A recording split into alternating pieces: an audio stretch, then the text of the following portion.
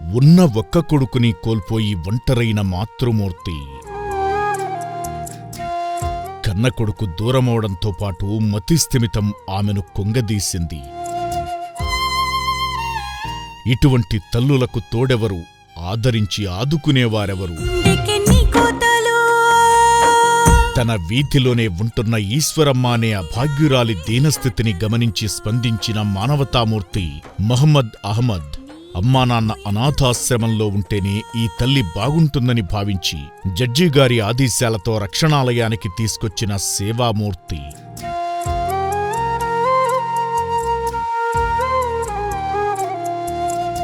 నా పేరు మొహమ్మద్ అహ్మద్. నేను వచ్చింది గుడిమల్కాపూర్ కార్వాన్. ఈమె ఈశ్వరమ్మ అని అమ్మ.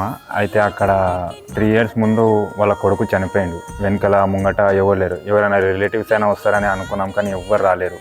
ఆమె అక్కడనే పడి ఉంటుంది, ఆమె ఉంటుంది. ఆమెకి ఇంకా మెంటల్లీ ప్రాబ్లం ఉంది.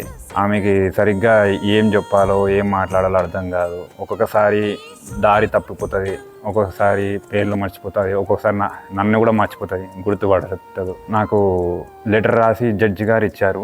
ఆ జడ్జి లెటర్ తీసుకొచ్చి ఇక్కడ సబ్మిట్ చేసి జాయిన్ చేయించుకోమని అన్నారు. చికిత్సలో భాగంగా ముందుగా ఆశ్రమంలోని వైద్యశాలకు తీసుకువెళ్లగా వైద్యులు ప్రాథమిక పరీక్షలు చేశారు.